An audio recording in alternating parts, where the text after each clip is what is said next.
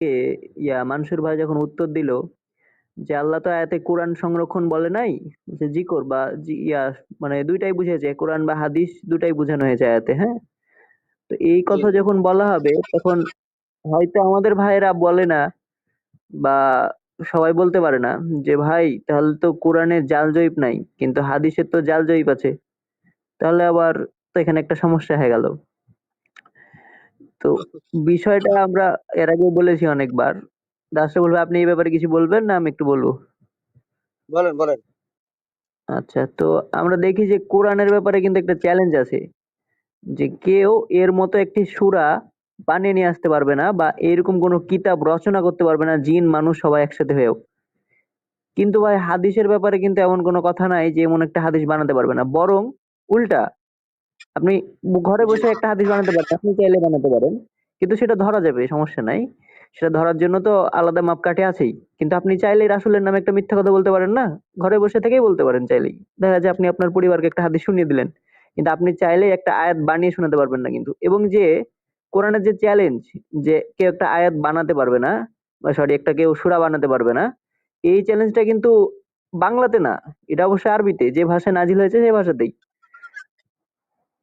কিন্তু হাদিসের ব্যাপারটা ভিন্ন।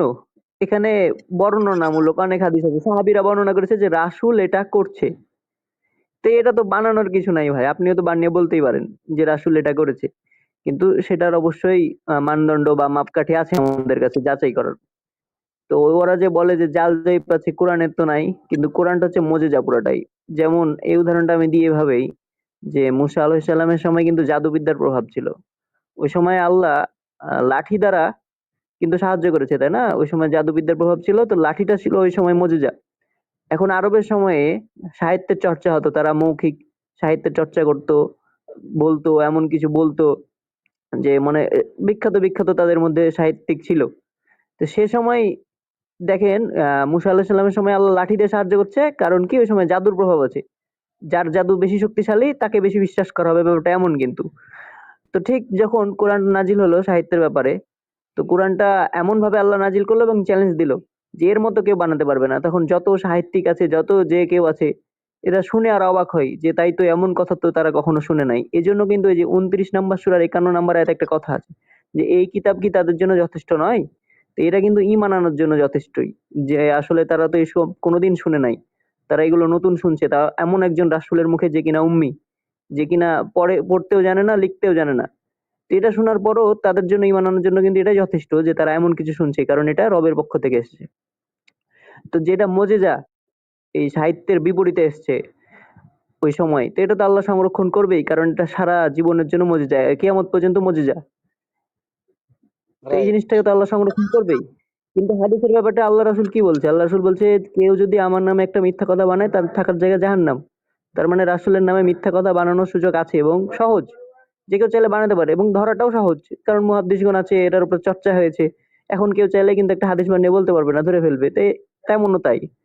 ওই যে নাজমুল হোসেন নাহিদ ভাই একটা কথা বললেন যে এখন যদি আমি ১০০টা সূরা দিয়ে ছাপাই তাহলে কি হবে? তাহলে সবাই ধরে ফেলবে। কারণ কি? কারণ এটা এখন মুতাওয়াতির, সবাই জানে যে হ্যাঁ, কোরআনে কতগুলো সূরা আছে। তো আল্লাহ যে বলেছে আমি সংরক্ষণ করব, এখন এই সংরক্ষণ তো আর এমনি এমনি অটো হয়ে যাচ্ছে না।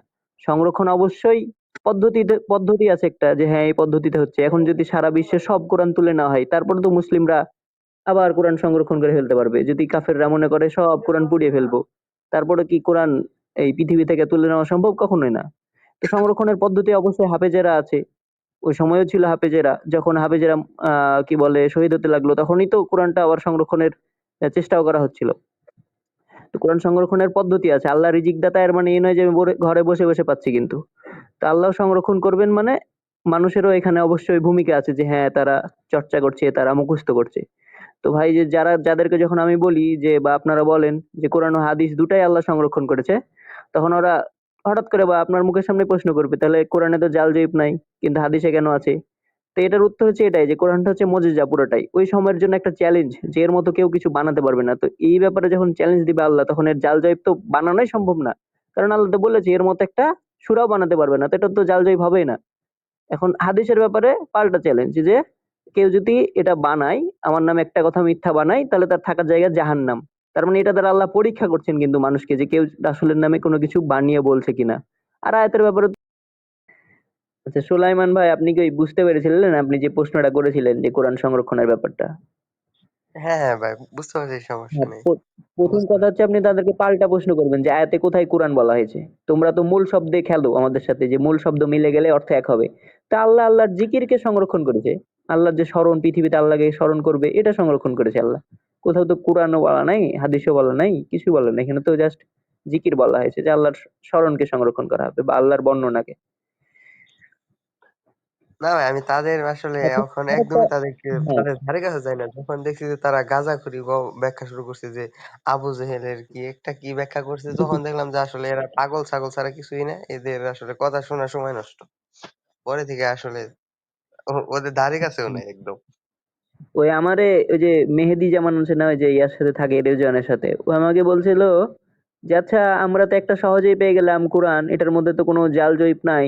এটার উত্তর আমি আগেও একবার দিয়েছি তারপর আমি গেলেই আমাকে প্রশ্ন করবে এটা যেন আমাকে থামাতে পারে আমি যেন প্রশ্ন করতে না পারি পাল্টা মানে অন্যদিকে নিয়ে যাওয়ার একটা চেষ্টা করে তো আমি বললাম ওই বলছে যে ভাই কোরআনটা তো সহজেই পেয়ে গেলাম কিন্তু হাদিসের ব্যাপারে এত ঝামেলা কেন জাল জয়ীব চেক করতে হবে সনদ ঠিক আছে কিনা দেখতে হবে এরকম কেন তা আমি বললাম ভাই ও এভাবে বলছে এটা কি আল্লাহ আমাদের সাথে ফাজলামি করেছে তা আমি তাকে পাল্টা বললাম যে ভাই আল্লাহ তো কিতাব আগেও ছিল তাই না কোরআনের আগেও তো তাওরাত ইনজিল এগুলো তো আল্লাহর পক্ষ থেকে এসেছিল তো এগুলো যখন যদি খ্রিস্টান ইহুদিরা বলে যে আমরা কোরআন কেন মানবো এগুলো কেন আল্লাহ সংরক্ষণ করলো না আল্লাহ কি আমাদের সাথে ফাজলামি করেছে আপনি তখন কি করবেন তখন রেজওয়ানকে থামিয়ে দিয়েছে হ্যাঁ, নোট করি এখানে। যেমন আমি আসার আগে একজন ভাই প্রশ্ন করছিলেন, মানে জাল হাদিস কেন হলো? তো আমি একটা ছোট লজিক্যাল একটা অ্যান্সার করি আপনাকে। বিষয়টা দেখবেন যে সমাজে মানে জাল কোন জিনিসটা তৈরি হয়? যেমন জাল টাকা। টাকাটা জাল তৈরি হয়েছে। তারপর দেখা যাচ্ছে ধরেন একটা ইন্ডিয়ান কোনো একটা সাবান সেটা অন্য জায়গাতে একটা ডুপ্লিকেট তৈরি করল। তো ডুপ্লিকেট কখন তৈরি হয়? ডুপ্লিকেট তখনই তৈরি হয় যখন সেটার আসল থাকে। যদি আসল না থাকে ডুপ্লিকেট জাল ফেক কখনো তৈরি হয় না। তো এই জাল হাদিসের অস্তিত্বই প্রমাণ করে যে সহিহ হাদিস আছে। রাইট, যদি রাইট। সহিহ হাদিস নাই থাকতো সেই সময়তে আল্লাহ রাসূল থেকে যে সহিহ প্রমাণ নাই হতো, জাল হাদিস তৈরি হতো না। জাল টাকা তখনই তৈরি হয় যখন মানে এর সঠিকটা আছে, সঠিক টাকাটা আছে। তো সমাজে আপনি যাই দেখবেন ডুপ্লিকেট তৈরি হয় কোনটার? ডুপ্লিকেট তৈরি হয় সেটার যেটা অরিজিনাল আছে, যেটা অথেন্টিক আছে, যেটা চাহিদা আছে, যেটার একা যোগ্যতা আছে, ক্ষমতা আছে, পাওয়ার আছে। মানে যেকোনো জিনিসের আপনি দেখতে পারেন। জাল থাকার অস্তিত্বই বহন করে তার সঠিকটা আছে এবং সঠিকটা মানে প্রমাণ বহন করছে যে না এটি সঠিক।